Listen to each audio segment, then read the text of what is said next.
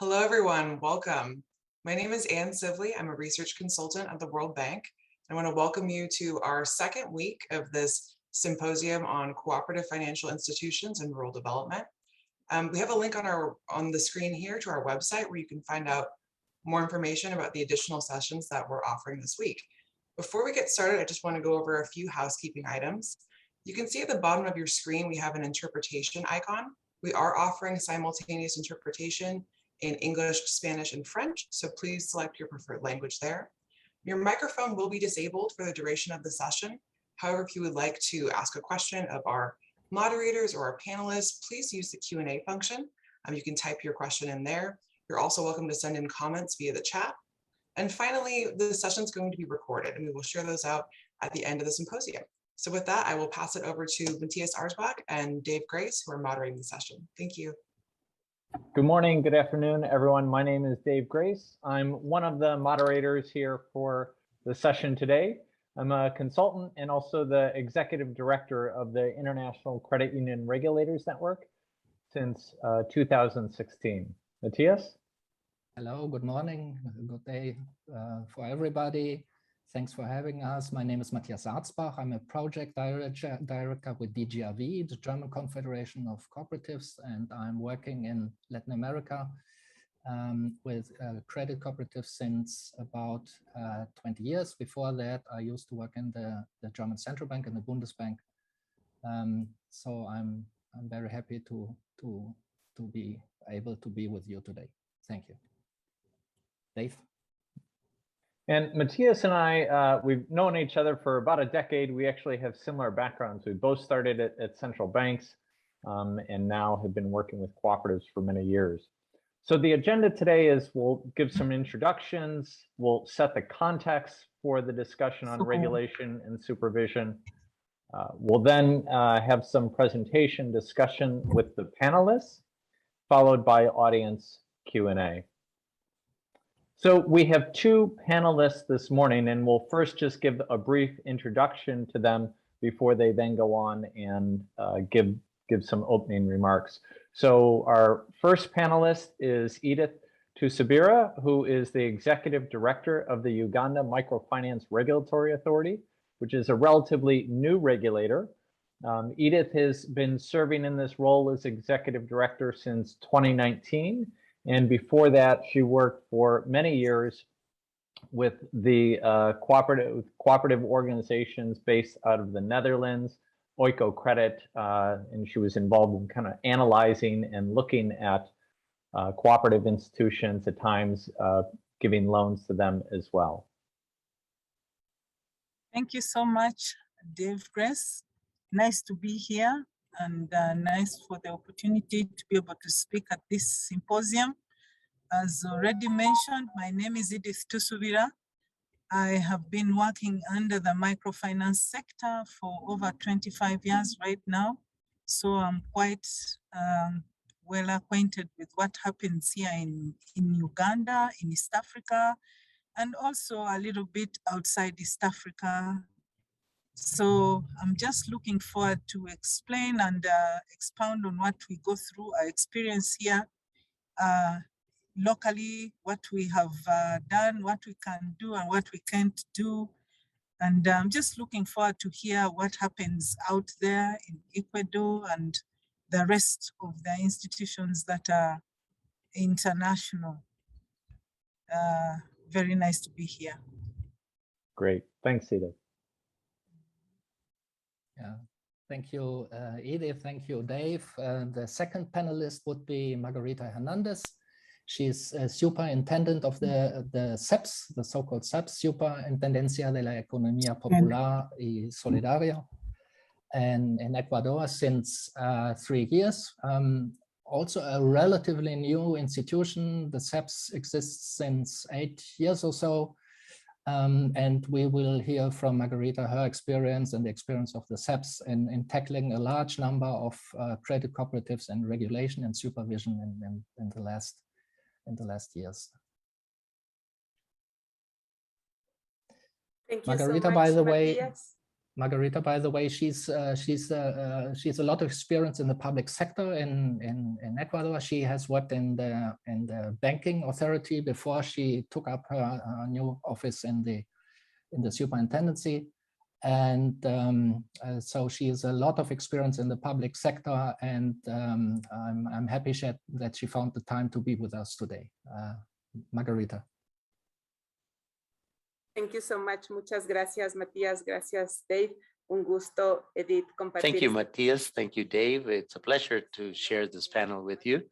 I have more than 25 years of experience in the public sector, as Matías said, in control organizations. I work in the Superintendency for Popular and Solidarity-Based Economy since its creation in 2012. And it's a pleasure to be here and to discuss the road that we have taken to take these entities of popular and solidarity-based economy towards a culture of control and supervision. We know now what that means, and we can feel in the figures and in the management by these entities, we can see the benefits it has brought. It has strengthened the sector, and it has allowed us to have the necessary resources. Thank you very much. Welcome, Margarita. Welcome, Edith. We're so happy to have you with us this morning. So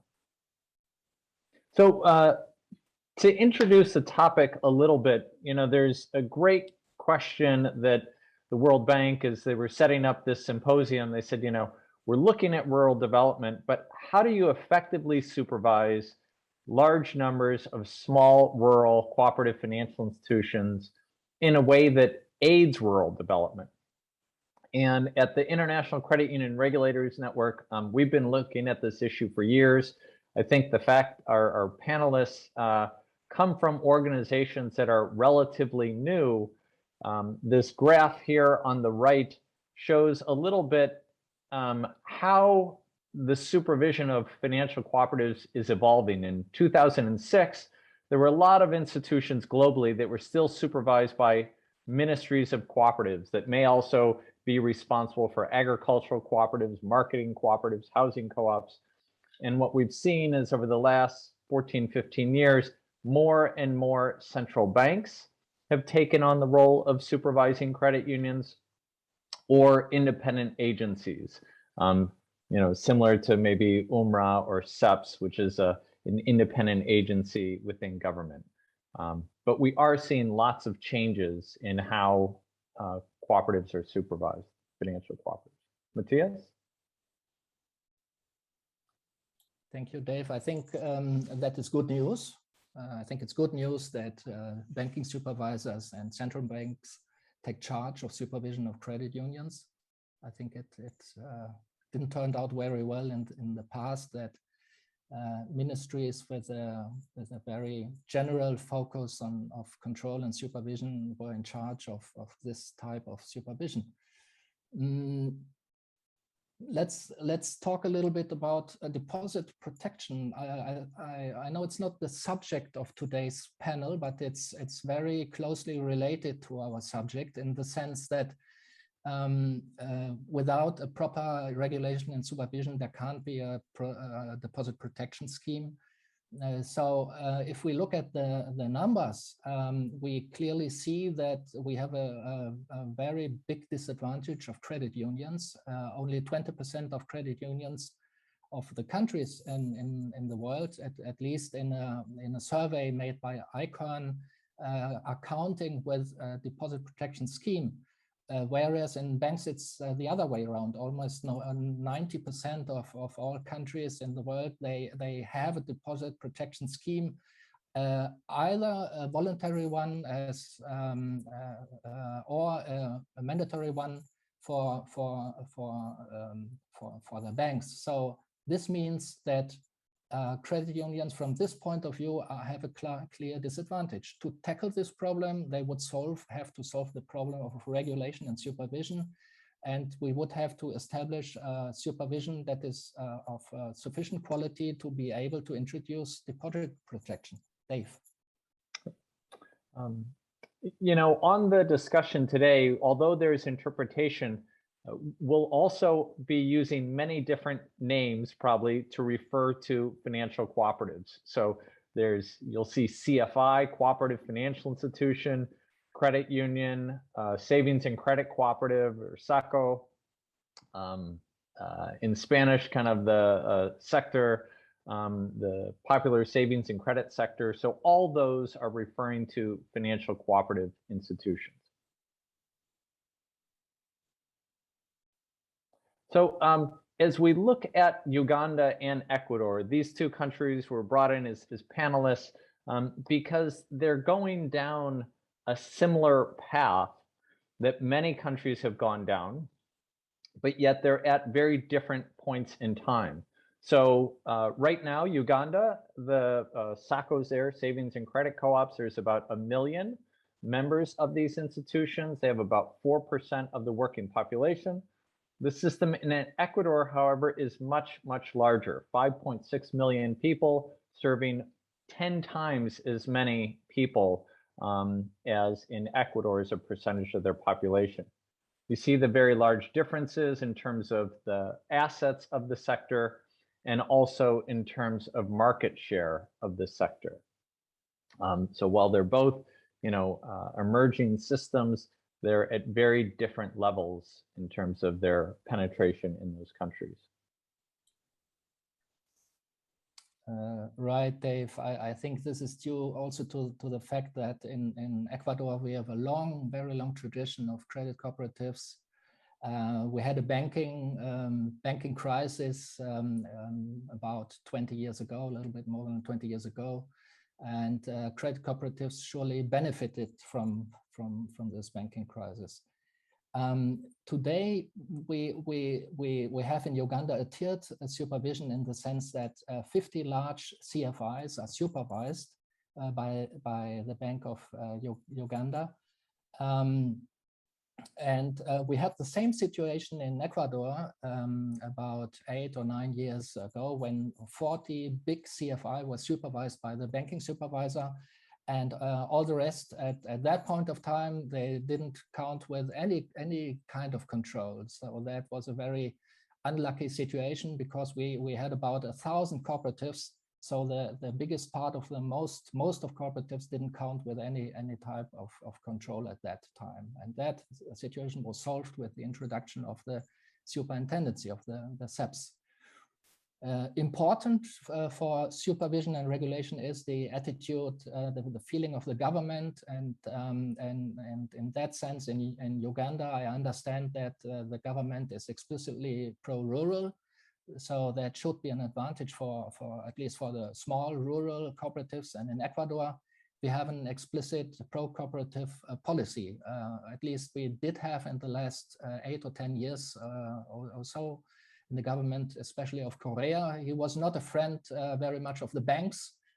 So he turned into a close, almost friend of the cooperative system, and it was fermented in many ways. So it turned out to be quite potent, quite big over the last 10 years or so.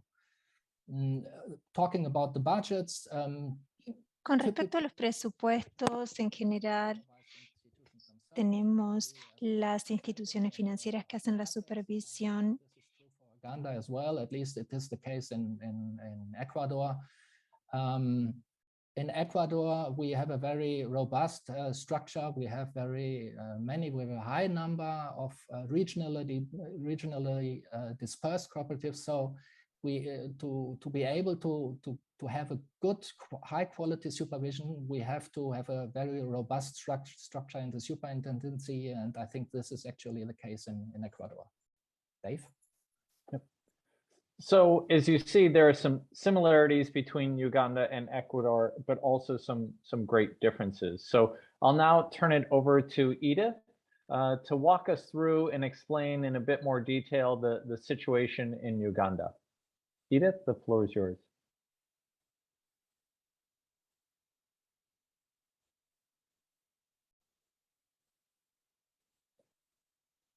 We're not hearing you, Edith. I don't know if you're on mute or...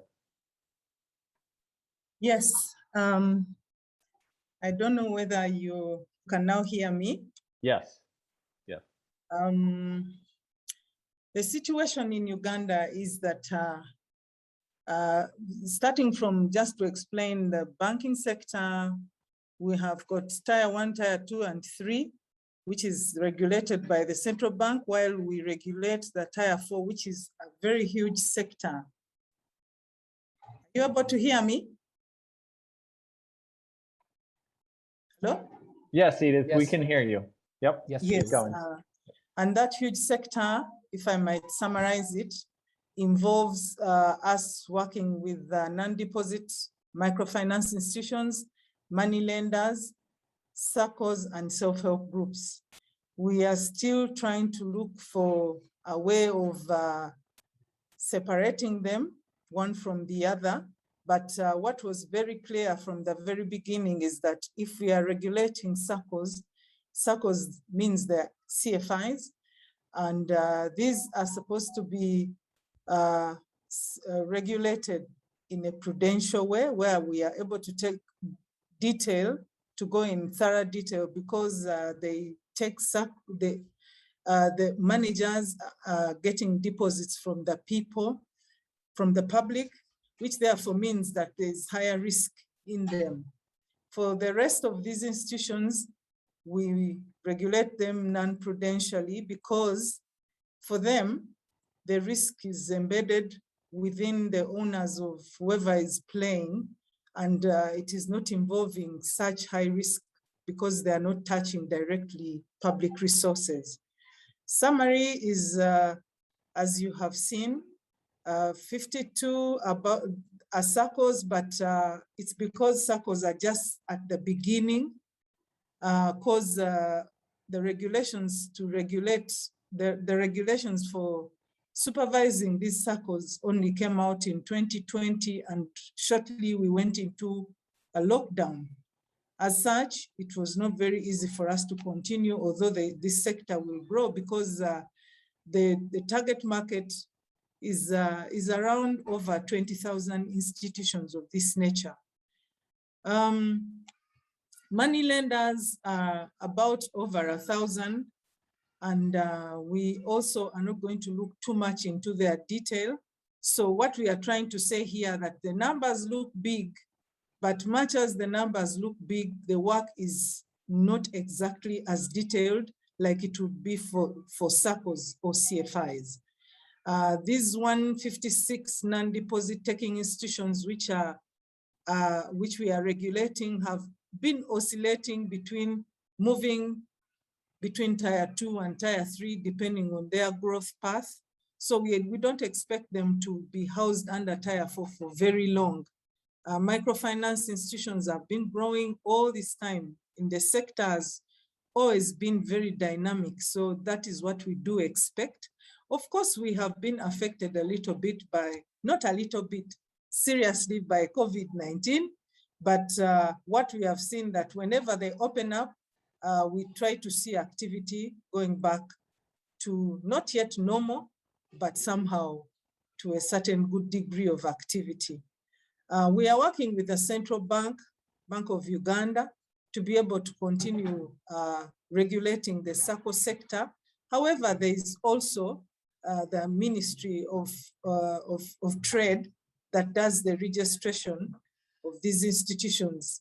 And so that one allows us to be able to regulate the sector, but also share the large number which I talked about, which is 20,000, because I know that some of you could be asking already yourselves, how shall we be able to manage this huge number of FIs?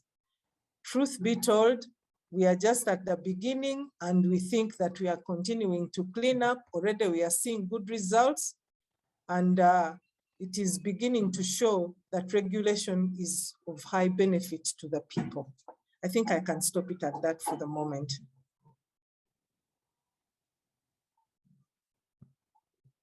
Yes, and SACCOs, as you can see, are being licensed. What is being licensed is a total number of about 1 million members. Average SACCOs being regulated about 3,000 right now. Then the capital has been described as you can see.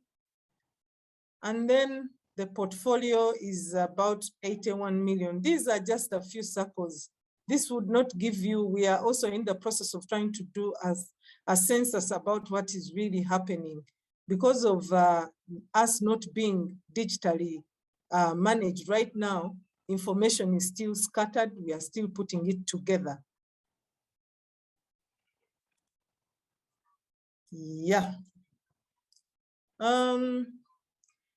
The financial structure, as you can see, circles need us to do some work, given that as you can imagine, the beginning requires that we protect these savings that are out there.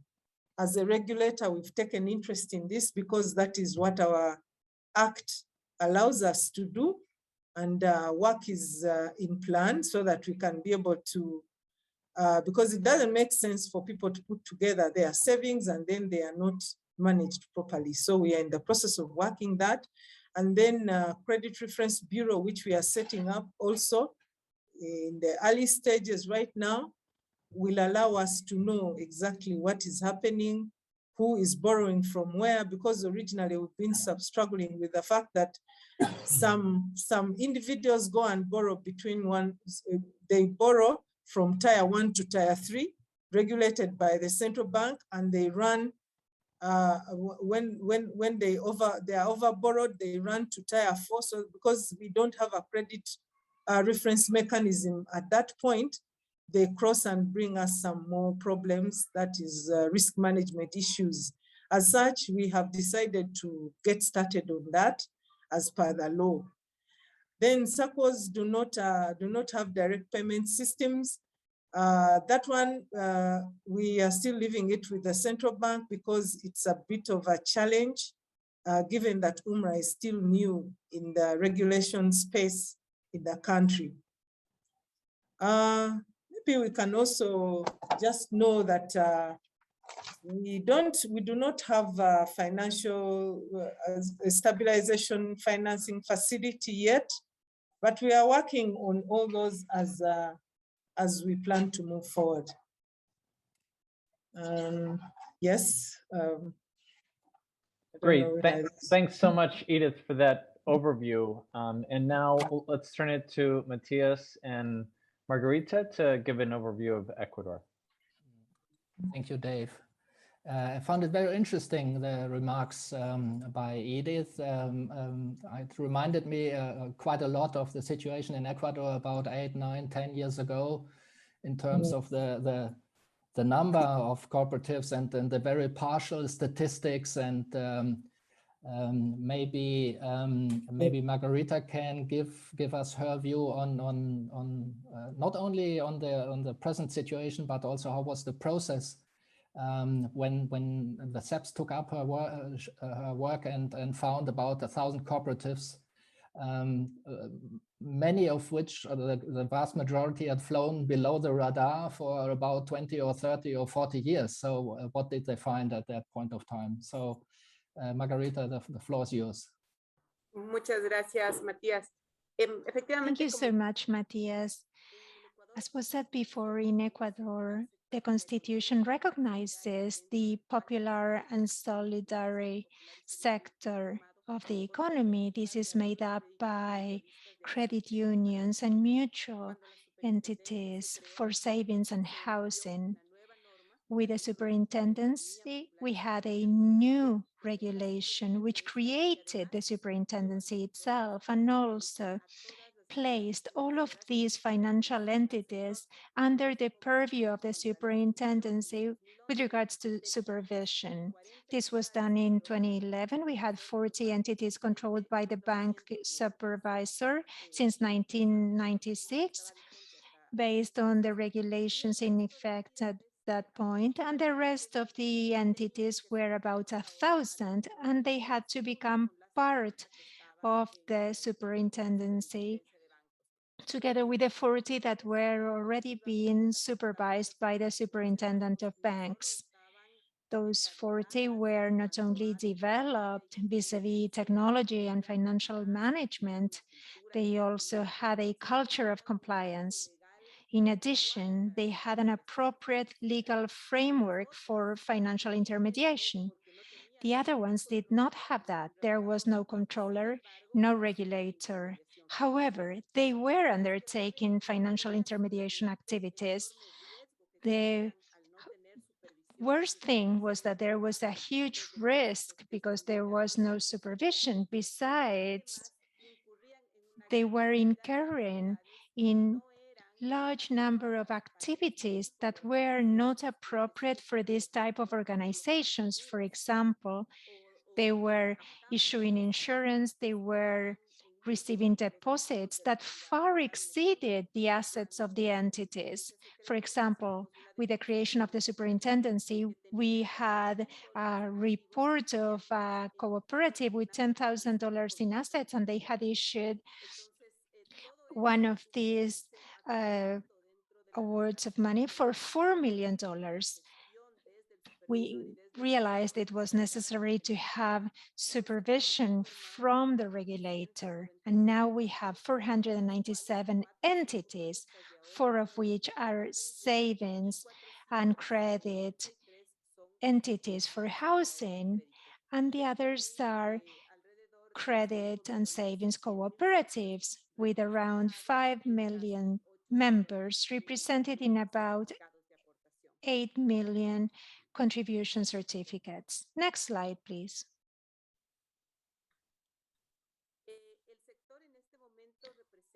At present, the sector represents 1/3 of the national financial sector.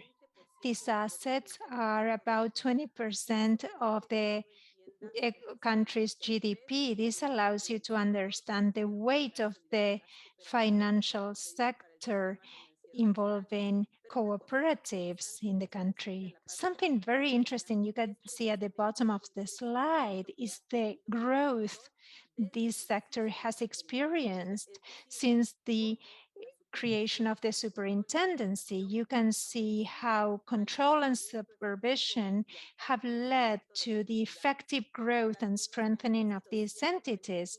We have seen 195% increase in assets, 222% increase in deposits, 65% increase in contribution certificates, and 158% growth in loan portfolio in the last 4 years. Next one, please. Something else to mention is the contribution of the sector to the economic performance of the country. On the slide, you can see the way in which in the last 5 years, we measured the increase in the number of those who are part of this solidary economy vis-a-vis the active population in the country. As we strengthen this sector and the longer time we have the appropriate control, we see that people not only become more committed to these entities, but these entities themselves relate in a better way with economic actors, hence their contribution grows. To produce trust is very important for these institutions, and it's one of the most important things we have accomplished since the superintendency exists. The entities that take part in the financial security network through the fund of deposits and credit. And we have also managed from the superintendency to give greater transparency to the sector by publishing information. Part of this information has led people to see the potential of the sector, and the sector has been growing steadily, not only in the number of people who take part in it, but also in the balance of the credit portfolio, which has grown, as you see in the graphic. It has had a steady growth in the last few years. Thank you very much. Thank you, Margarita. I will switch to Spanish for the rest of the conference. I think it will be easier for the interaction with the panelists, or with Margarita at least. Impresionante me pareció lo que contó I Margarita. found your intervention very impressive, especially when it comes to the structures we see in Ecuador, the volume, the rates of growth.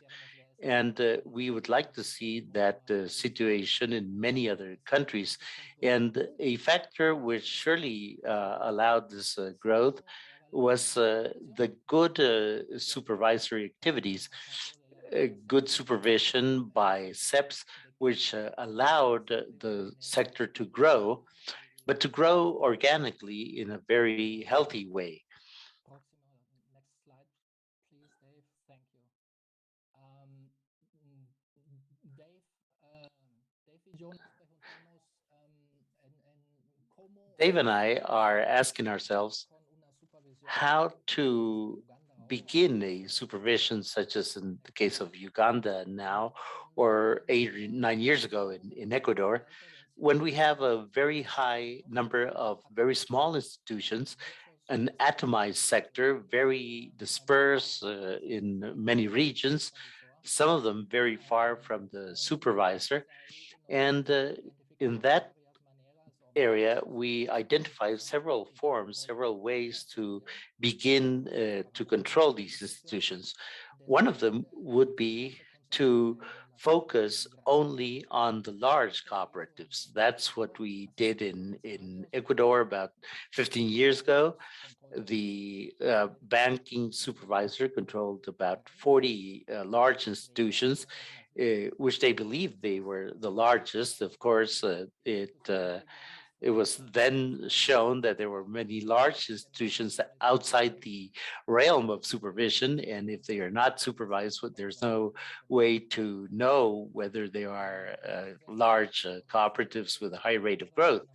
And so that is solved in a practical way with that type of supervision. This is the case in countries with a high concentration of cooperatives, such as Chile, Costa Rica, where we have few cooperatives with very large players, so we can control a few entities, and that solves the problem of the sector. We had a series of moral and ethical issues. Why don't I supervise the rest of the cooperatives with the same intensity?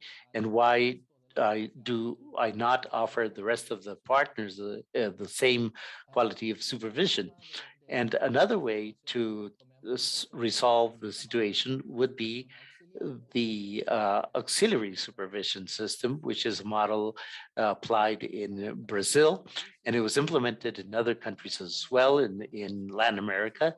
In some of the cases were successful, some not as successful.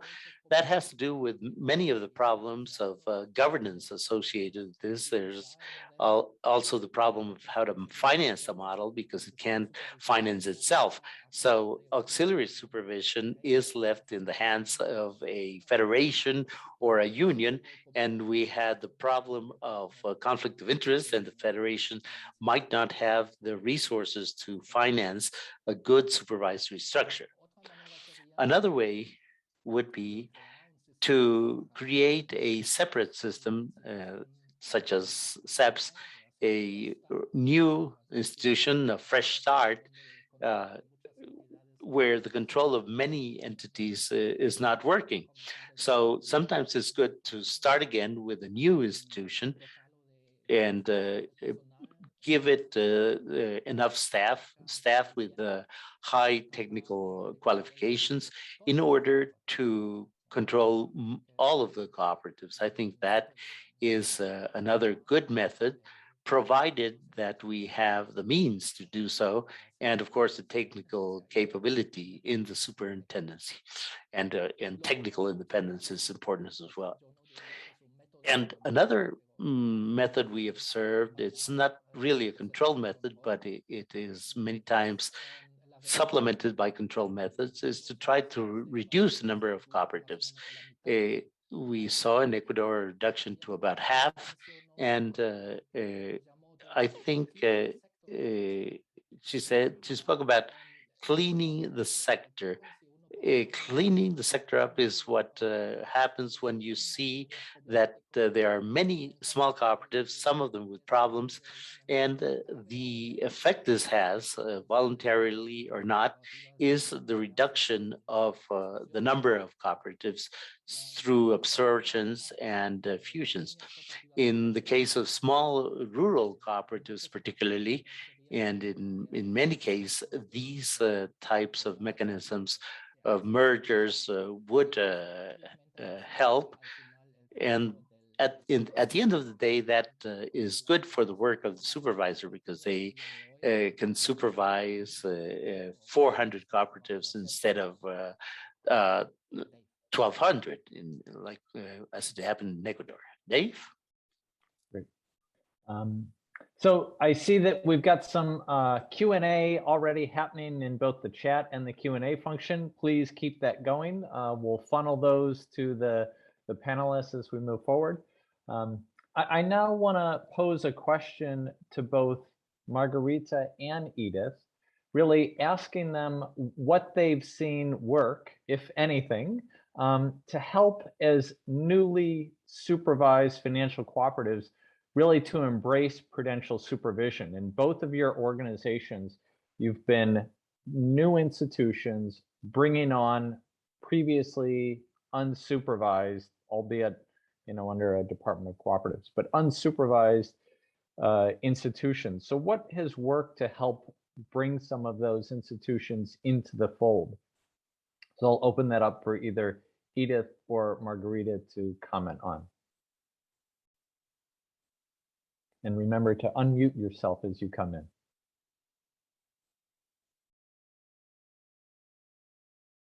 Margarita, please start. Gracias, Edith. Yo creo que una de las mejores maneras de mostrar. Thank you. I think that one of the best ways to observe what the results are is through information.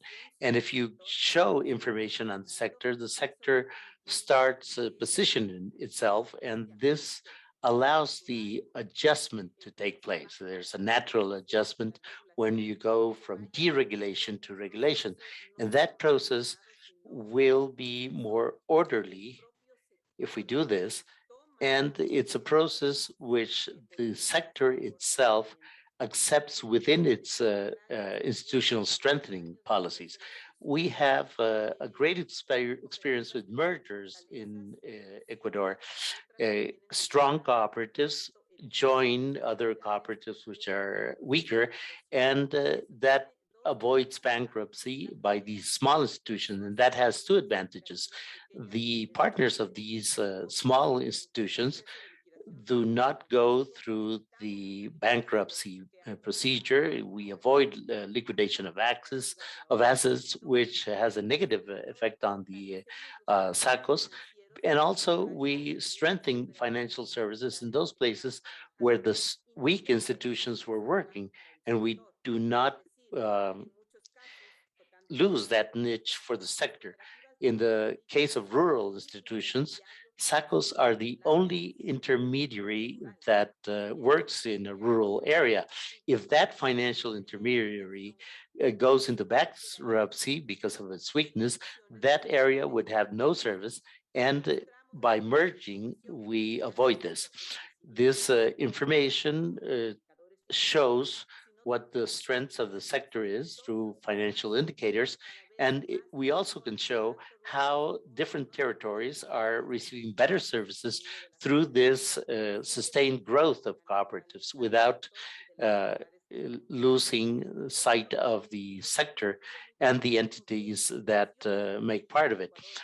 This is very true when you see what the distribution of entities by assets is in Ecuador. We have very large institutions in Tier 1, where we have institutions with more than $80 million in assets, which have great capabilities for products and services, which are very different from Tier 5, which are the smaller ones, and they have less than $1 million in assets.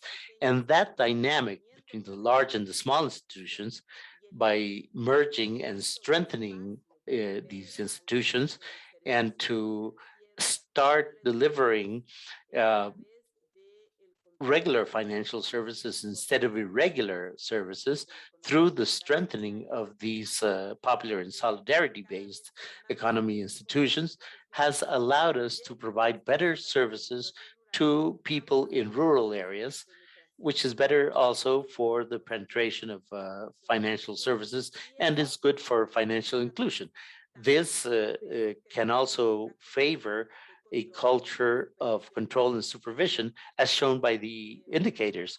And we also have a greater compliance of regulations. We have an indicator which is very interesting, and it's in our web page, which shows how the relationship between regulatory compliance is there's a direct relation with the health of the financial institution. Less compliance, more problems. And this gives an idea to the partners of how to strengthen the sector and to guarantee the availability of resources. Thank you. Thanks, Margarita, for that. I thought it's very interesting, that kind of link between finding the information and kind of helping the institutions themselves understand the position, then also their future growth. And Edith, what are your views? I mean, you're right in the process now of what Margarita did, you know, maybe 10 years ago or so, 8 years ago. What are you seeing, Edith?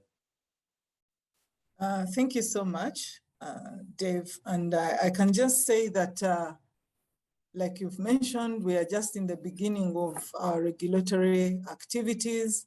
And what we are quite seeing now is more of trying to attract institutions to accept regulation. It is a little bit political as well. People are trying some form of mistrust, but we think that we can be able to go over that one. But because we are three regulators, the central bank, ourselves, and the Ministry of Trade, it is still a bit complicated because people don't know where the actual center of power lies. The large institutions want to do, okay, in fact, what I can say, most of the institutions from our research prefer to be regulated under a single institution of government, and they were preferring UMRA at the moment of that research. I don't know whether things have so far changed right now. We think that the reason for choosing UMRA is also maybe some of them think we are still weak as an institution. Some of them think that maybe there's reason to trust the management at UMRA currently. We are still there in the middle trying to convince those that need to be regulated. So that therefore means that much as the Tier 4 law is in place, we still need to do a lot of work to get all these institutions on board. That is part of our challenge, but also we still want to observe the opportunity that lies ahead of us, because I mentioned the many institutions that are out there. I think some of them have sort of found it difficult to get on board because they think we are looking for taxes as government. And we think that we are not looking for that, but we also know that if we get that information, historically, our country was mainly having a lot of activity under Tier 4 in the informal sector. So getting to be known is something that is a bit political. There's a lot of suspicion going on, but at the same time, we know that what we have before them is a good law, which will help control a lot of unwanted activity that was going on within the sector. I also think that of the three regulators, if we continue all working at the same pace, we shall very soon get this sector under control. Not necessarily bad control, but improving the ground not for just taxes, but also for the people to improve their businesses because of improving transparency, confidence, and trust in this financial system that is still a bit weak. What I also know is there are self-regulators who have been in the market for a long time. One is called Ukusku, another one is called Amfiu. Amfiu was sort of regulating they were self-regulating under the microfinance sector, although they were also regulating some circles, but Ukusku is mainly doing circles. I don't know whether I should be able, I think I didn't put what Ukusku means, but it is an institution that helps to regulate which is doing self-regulation for circles. It's the National Association as well, correct? Edith, yes. the Uganda Union of Savings and Credit Cooperatives. Yes. And so given we've decided what is working is we've decided to team up with those institutions so that we can be able to connect well, because they already have earned the trust of the people. So it doesn't just quite make sense for us to reinvent the wheel. At the same time, we do think that we need the information that has been housed there for quite a long time. And so there was need for us to work together. We also know that what we, as Margarita has mentioned, we will be trying to encourage mergers because we want to promote digitization in the sector, and how we can only reduce our costs is to encourage mergers. We know it's not going to be a very easy task to encounter, but we shall simply be trying, and then we shall inform what will become of what we have decided to do. On the job of regulation is not easy, but we have seen it work, especially in Kenya.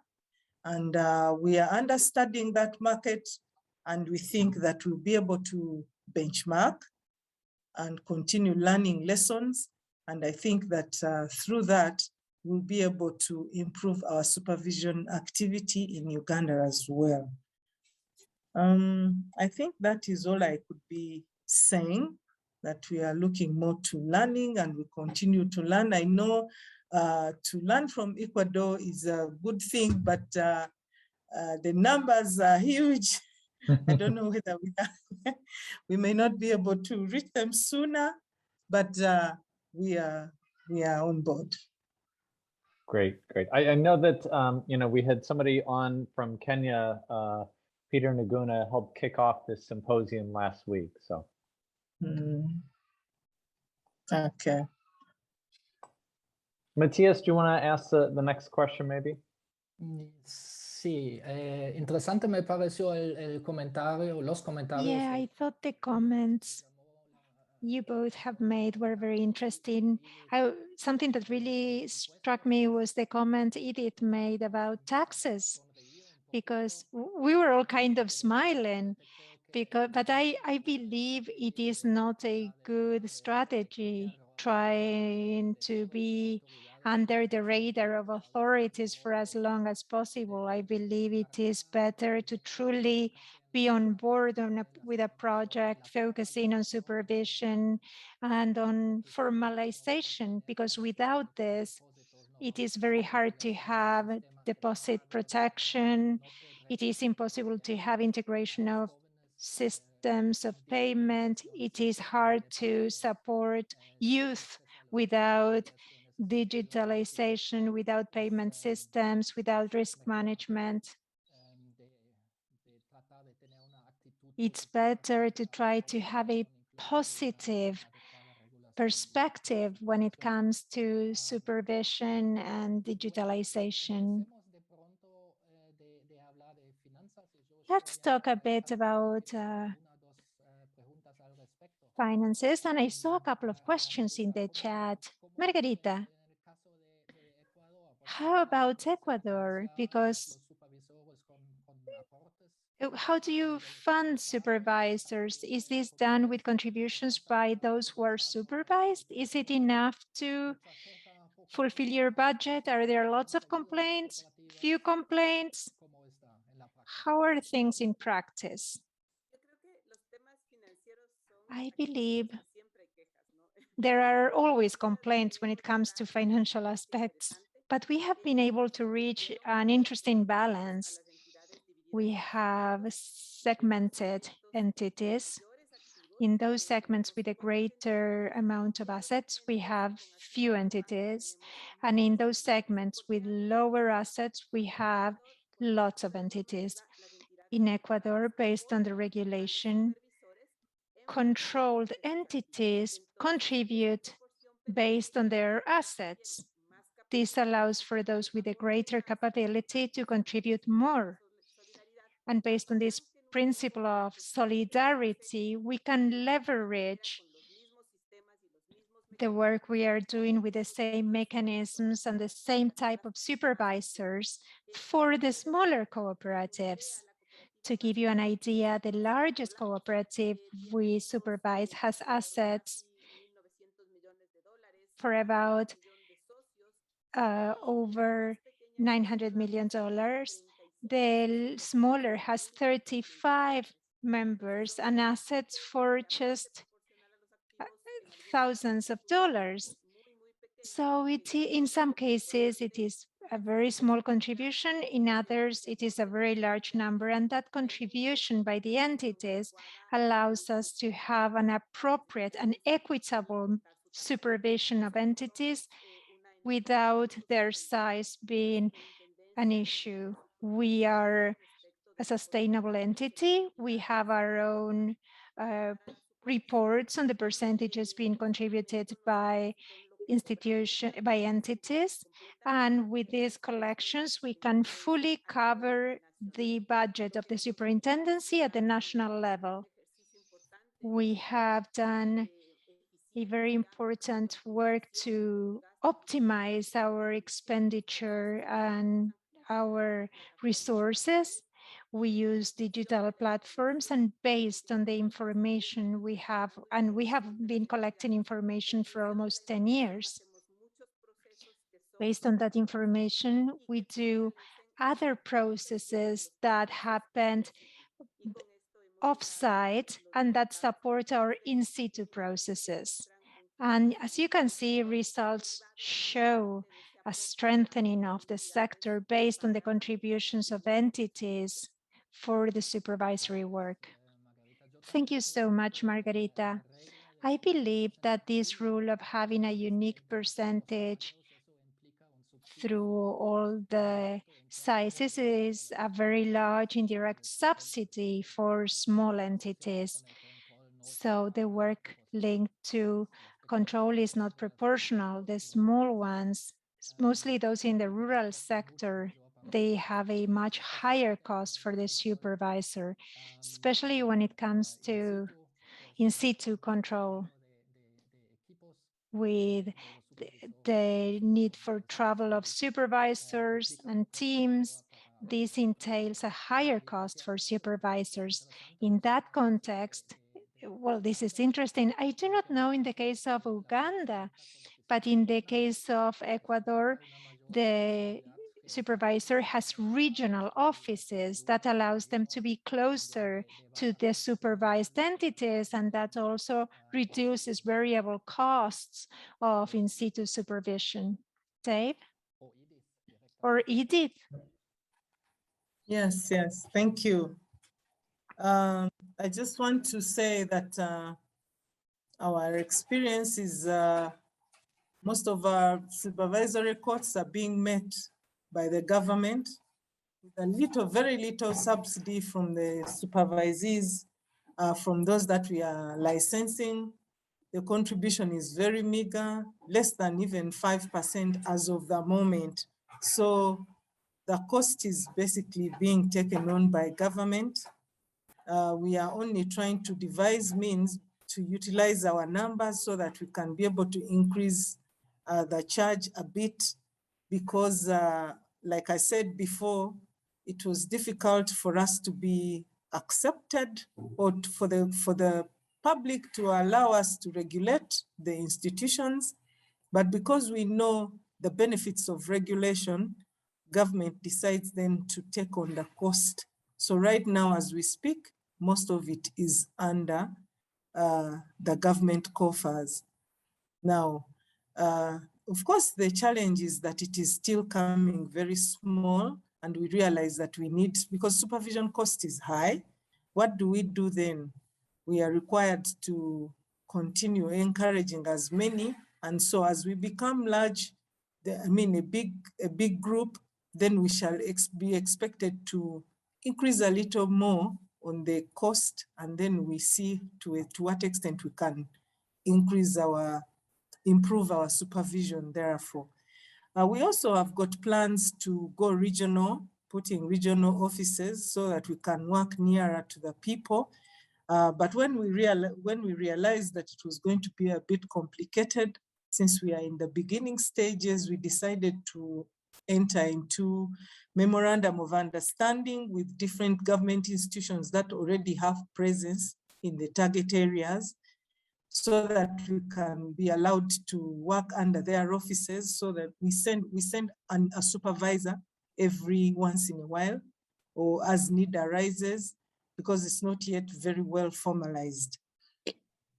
Just for us to be able to reduce our cost and hence be able to manage our very scarce resources. We are also given, of course, our numbers. We want to try and use share our credit reference mechanism cost a little, spread it to the number of borrowers. And we've also made a simple research which shows that in every year we can have more than something like 40 million turnaround of different loans that can be both in this sector. Some are 3 months, others 1 month, others 6 months, and then a year.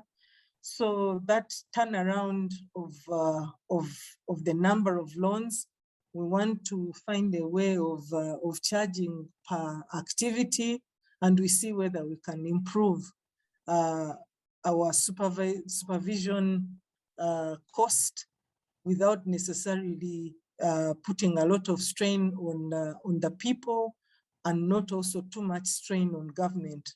Because as we go along, we realize that the cost will increase, especially when we grow our prudential supervision when managing, or rather when supervising CFIs.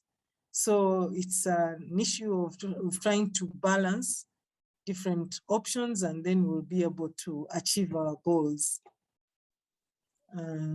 I was at a risk of being not very well understood when I mentioned about taxes. I was trying to explain that the people became a bit suspicious, some thinking that it was targeting them for taxes, because as I mentioned before, this Tier 4 sector was housing those that never wanted to pay taxes, those who wanted to hide information, operating quite informally, but also making a lot of money.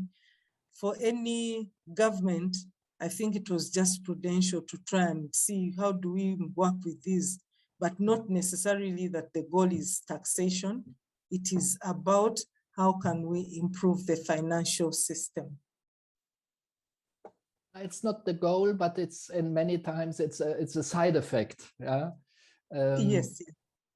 So, and this, I think every country, at least in Latin America, is thinking the same way. That is why I said, well, you at some point of time you have to embrace the idea to get formalized and to have balance sheets and to make a tax declaration as a cooperative. And so at some point of time you will be subject to pay some taxes. Probably, and I think it's inevitable, but it brings you on the other side a lot of advantages. No? Exactly. Not taxation, but the formalization and the integration in the supervisory system. Yeah. And then there are issues that are of core importance, like money laundering.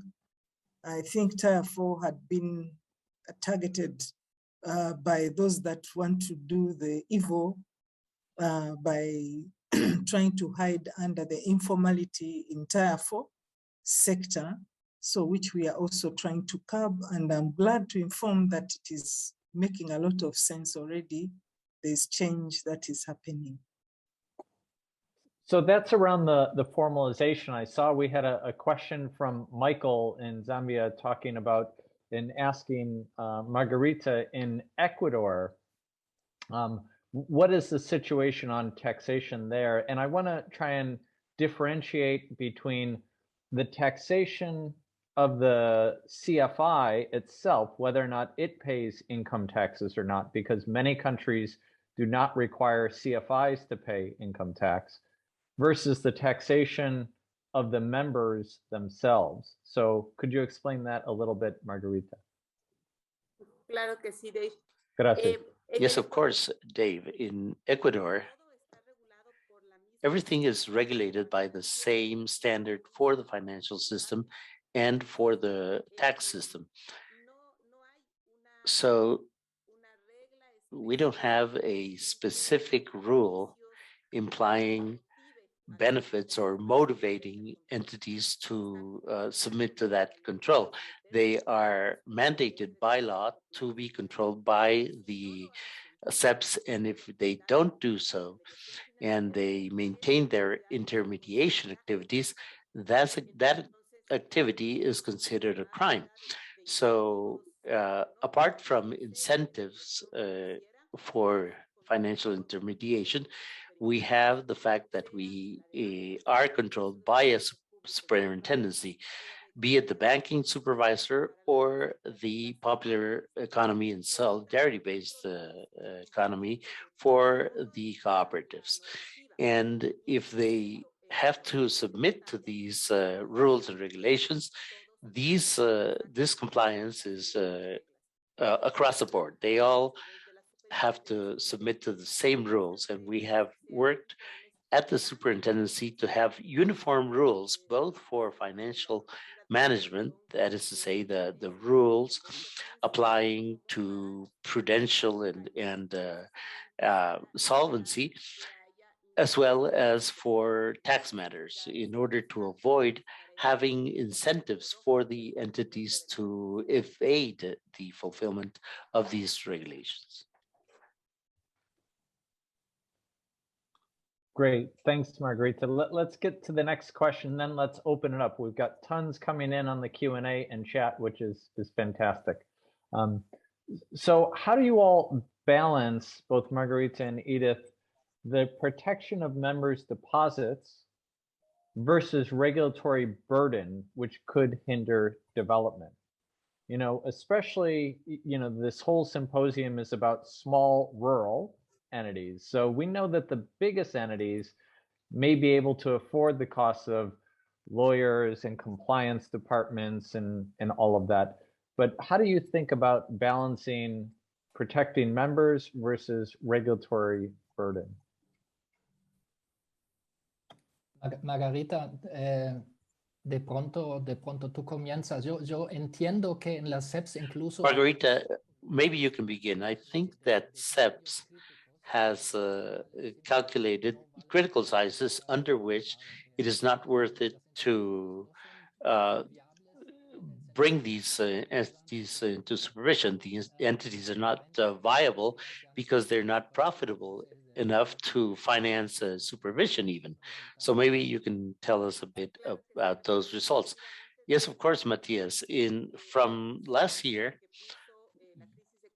the economic crisis, which came from COVID-19, made us to, it put a lot of pressure on us, and many regulatory procedures had to be accelerated. The Constitution and the law allow us to have a differential control for entities according to their size and nature. And we differentiate by tiers considering the terms for the application of these regulations. So the smallest entities had longer deadlines for the application of these rules, and that allowed them to adapt to the fulfillment of these rules and to reach a point where they can fulfill the terms of the law. We calculated what the financial margin of the entities was from a certain size onward, and we set a limit under which entities cannot cover their expenses related to supervision. It's not only the fact that they have a supervisor and they need to contribute to the supervisor, but it's also the payment of an accountant, internal and external audit function, the deposit insurance provision, and also the data and IT systems that they need to fulfill the information requirements for these institutions.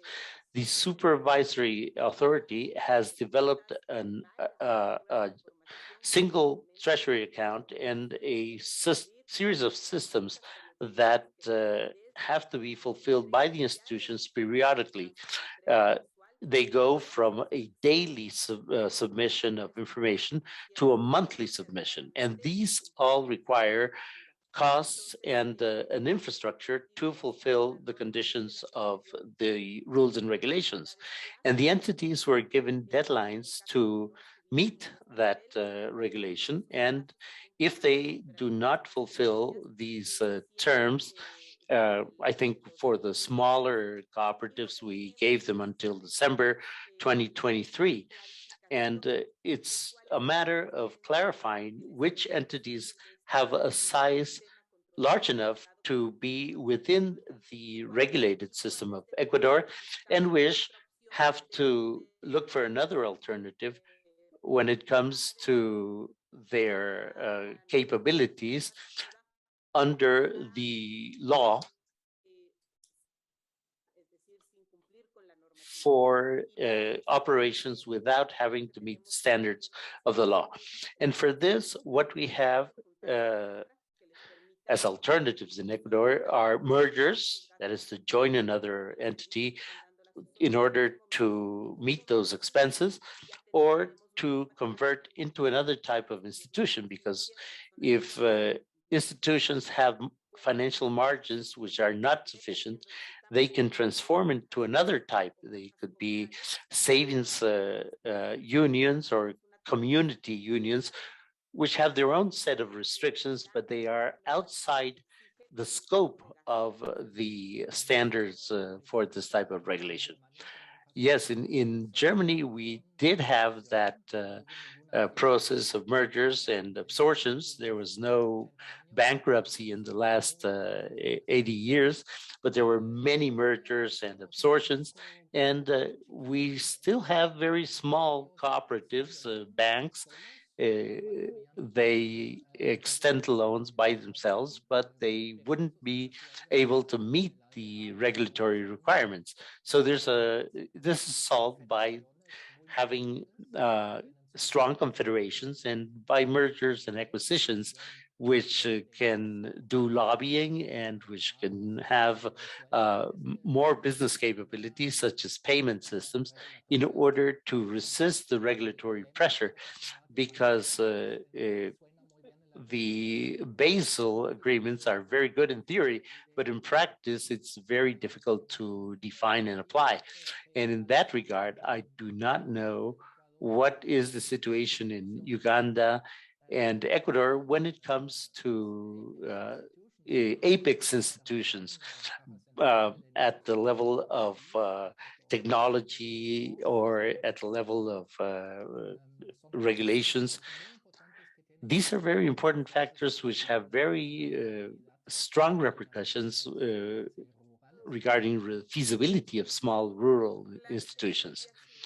Yes, Matthias, if you allow me, Edith, I would just like to supplement my answer. We have a central institution. We hope the development of the sector will promote more institutions like this, but the central deposit institution does support this type of activity.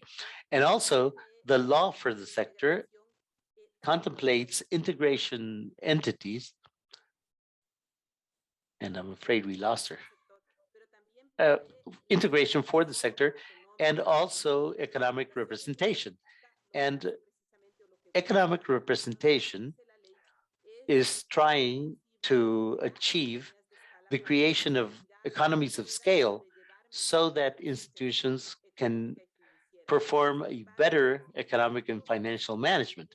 However, even though the law is in force since 2010 and the rules are in force since 2012, and the superintendency was created that same year, we have never had creation of an integration entity. I think the institutions have a lot to do in this area, and they have to improve and strengthen their activities so that they comply with the objectives of their creation in order to give them or to give better services to the entities and to share in the growth and the strengthening of the sector.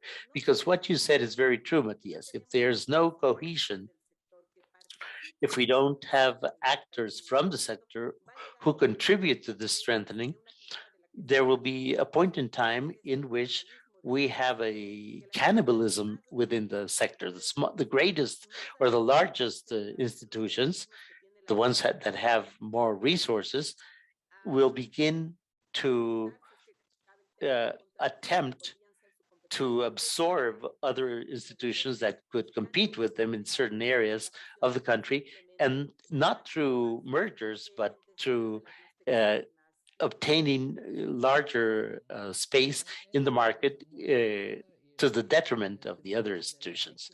Yes, I think the principle of regionality is also important here. In Germany, it works because a cooperative does not compete with another cooperative. They, on the contrary, they try to cooperate and try to obtain synergies. I don't know, Edith. In terms of apex business, apex institutions. Yes, I must appreciate Margarita for the in-depth experience you have shared here.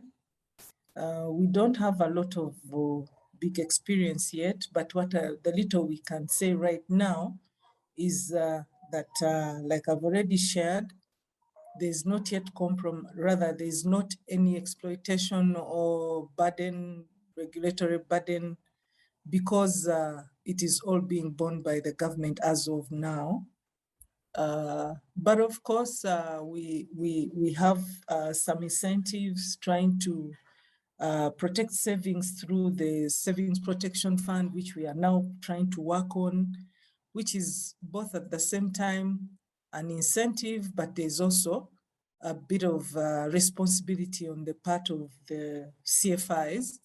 And this therefore means that we are trying to see how does it balance the regulatory burden, the little money, which I said, for example, SACCOs pay Uganda shillings 300,000. It's not even making $100, I think, for the whole institution. Doesn't even matter how many numbers they are in. So we are trying to look at how do we review that Tier 4 law so that we can be able to capture regulatory burden also with the given the number that exists.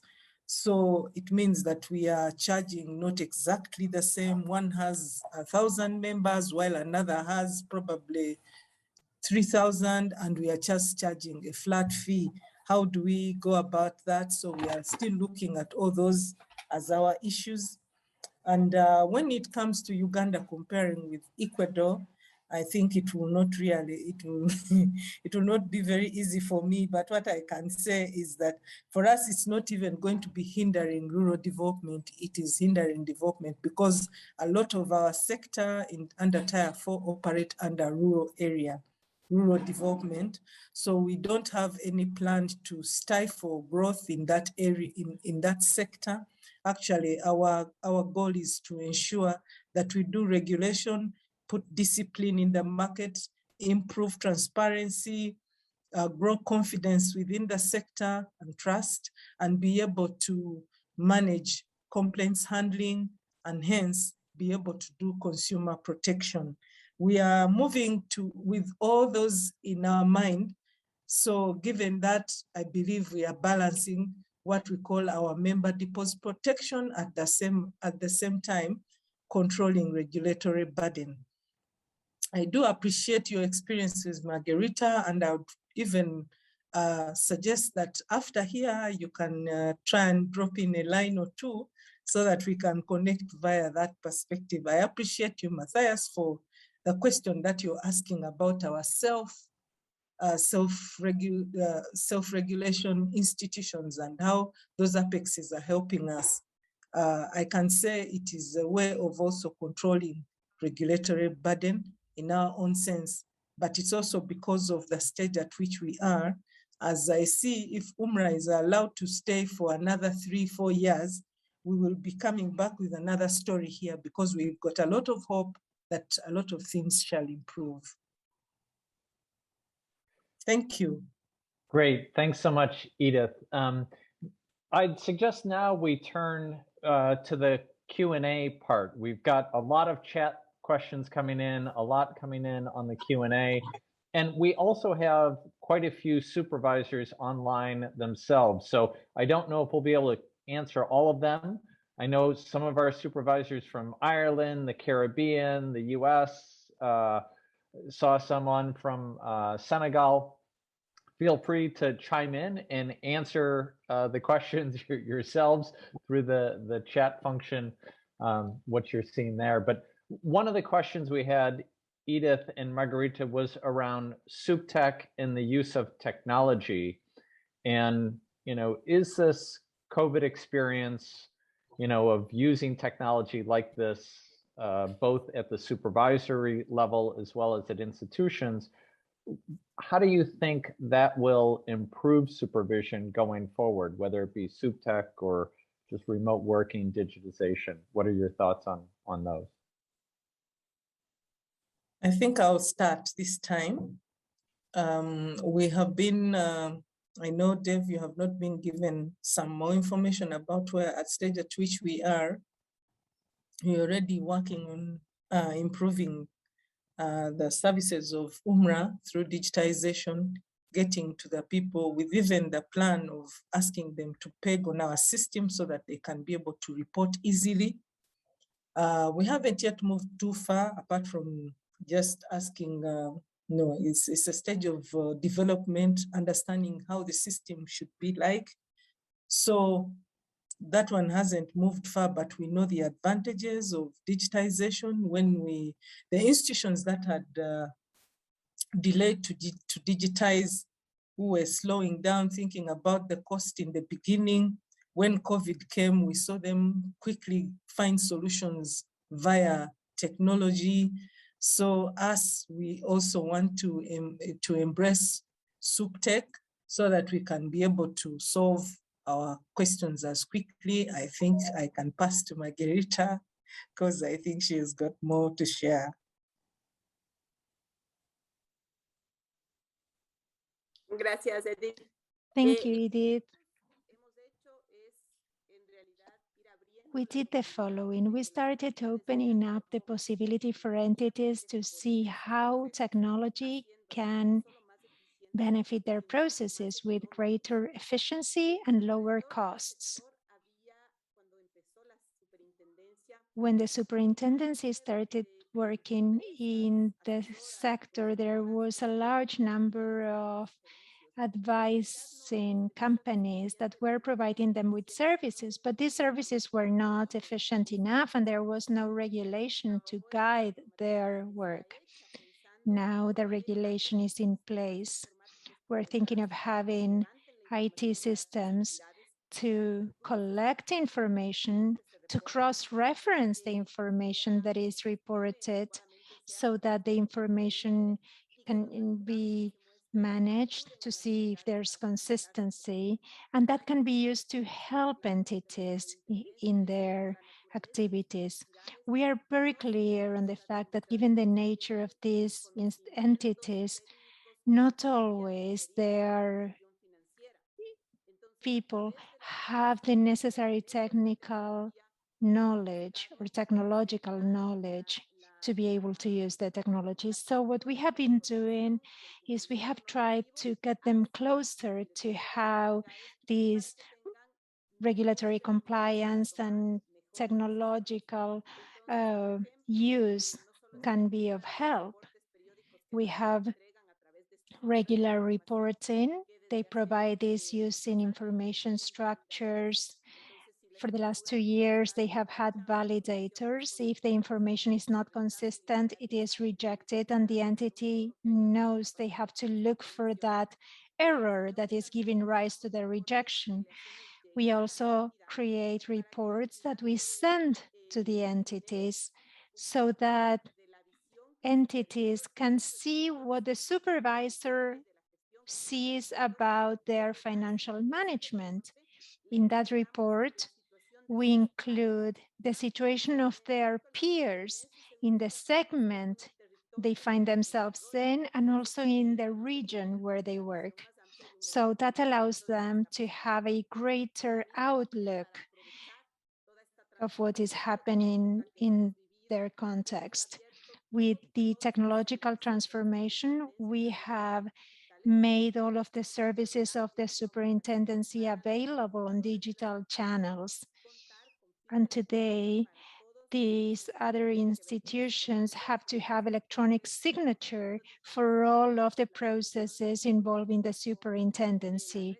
This for all the documentation and for all of the work done with the superintendency. This is provided digitally with electronic signature. We have digital mailboxes, and entities are notified when there are newsletters or other reports that are provided to them. And this has really helped us because it's not just the entities themselves, but also their members who think about this digital transformation as an option for their own cooperatives. We welcome this because of the potential this has for financial inclusion. We are clear on the fact that technological tools are not for everyone, but we are sure that through strategic partnerships, those entities with a greater technological capabilities will help make more efficient the processes of the smaller ones. And the outlook for these strategic partnerships, well, this is something that we have started working on in 2019 and so far with great results. Very interesting, Margarita and Edith. Ecuador has a model that is very mature when it comes to supervision, so congratulations. We see several questions with regards to the integration of the sector and cannibalism. This is something that has given rise to several questions. How to link this with supervision and small cooperatives? What do you think about the possibility of having apex institutions or protection funds for this model of supervision, an auxiliary supervision model? What do you see? Where do you see this going? Will it be possible to delegate part of this cooperatives work to these integrating entities? Do we have examples in Latin America, like in Brazil, in Mexico, 15 years ago, that system was created. What do you think of this for your own countries? Do you think this is an attractive idea? Is it a bit scary because you do not know what risks you are undertaking as a supervisor if you are delegating your functions? How about the political responsibility, and how about the legal liability? I do not know who'd like to start with this question. If you'll allow me, I begin. Our law allows this auxiliary supervision. However, we have not yet found the appropriate technical conditions that would allow us to use this in an efficient manner. We have representative integration mechanisms which do not necessarily have the scope or the technical structure required to have supervision that would be better or the same as what the superintendency is doing, so that they would be able to meet with the goal of having this type of delegated power for them to complement what the superintendency is doing.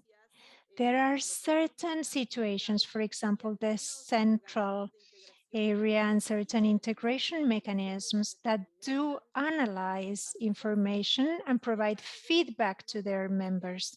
However, we do not see this going hand in hand with a weight or a demand for correction of distortions when these are found, or an integration between this mechanism and the cooperative that would lead to improvements in the processes of entities. We do not see that. Another issue is that we have carried out certain studies of the superintendency. We have 15 integration mechanisms to date.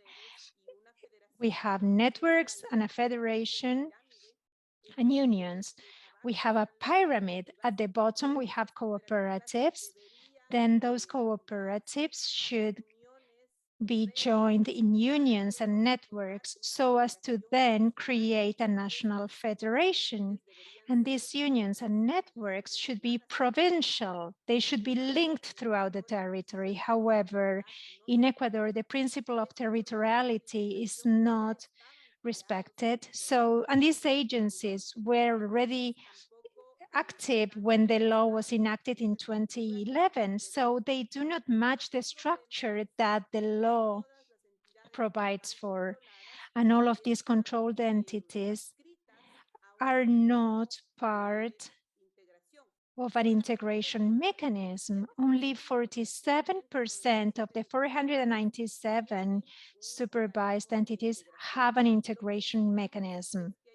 What we do see is that there are some cooperatives that are affiliated to more than one integration mechanism, and we do not see a relationship to allow us to see a certain process that favors control or supervision or regulatory compliance, because even though they are affiliated to many organisms, they still have certain problems.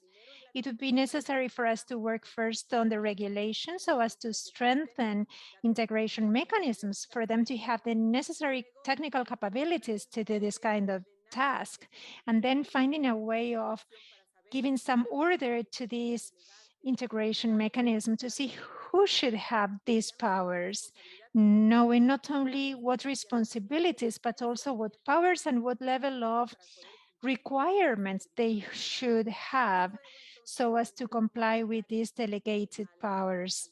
And then how to fit this with the entirety of the supervision and control on the hand of the superintendency. We in our planning have done the following. The appropriate regulation will be provided at the beginning of 2023, and we hope that by the end of 2023, we will have the appropriate regulatory framework to be able to think about auxiliary supervision. Sí, ahí hay una diferencia muy grande. Thank you very much. Yes, in that we have a big difference with the German system. In the German system, we do have auxiliary supervision, but the cooperatives are mandated to affiliate with these associations, and not any association, but the one in the region in which they work, where they receive the audit, and that is interpreted by us as auxiliary supervision. So that does not work in all countries in Latin America, because it might be anti-constitutional to request that a cooperative be affiliated with a private union. So that is probably an obstacle. I don't know if Edith is there. She might have stepped out. Dave, anything to add? I think the issue of auxiliary supervision is, in the introductory concept note, we talk about the potential for conflict of interest as well. And so really just the challenges around it. And I think certainly apex organizations can play an important role in setting financial goals or standards, maybe helping institutions with the software and the processes to monitor their situation. But, from ICARN, it's ultimately the supervisor is responsible. And it's very hard for the supervisor to delegate. We're using the word auxiliary, not delegation, because you really can't delegate that responsibility. The government has given the supervisor that role and they have to do it. Edith, anything to add on this point? I realize we're at the time, but anything to add on this point before we wrap things up? You're on mute right now. Oh, Edith, you're still on mute there. Yes, in the Tier 4 sector law that we operate, these institutions are supposed to help with the financial, or rather in the financing facility, managing the central financing facility of the sector, so that we can be able to know how money is moving from that at that point to circulate into the sector, especially in the circles. I just want to say that in addition to what the rest have said, we think that these institutions can be very good points for providing information that could have been missed out for the rest in terms of reporting. So I think they are very necessary, and it is important that we keep them just near to the regulator, in my view. Great. Thank you. Great point. Well, I think we're at our time. I want to thank everyone who joined. This is, I think, so far the highest attended session from the symposium, and I think the one with the most dialogue and feedback. I attribute that to the great panelists that we've had. So thank you, Margarita. Gracias por su tiempo. And Edith, thank you so much for your time. And last word to my good friend, Matias. Thank you, Dave. Bueno, muchas gracias a todos, a los panelistas. Yes, thank you very much. Thanks to panelists and Dave for the preparation, and our friends at the World Bank. We would like to thank them as well. I think it was a very interesting session. I learned a lot of things from Africa, from Uganda, which I did not know about. I think there are possible synergies between the continents. One could learn from the other. And I think this is a two-way street. And I also have many questions, maybe more questions than answers this time, because the issue is not easy to approach. When in Basel, they talk about proportionality, it's not easy to implement that in our countries. It's a very difficult task. It's an enormous job. And we have to take care of the issue of responsibility, as Dave said. I worked in the public sector, Dave as well.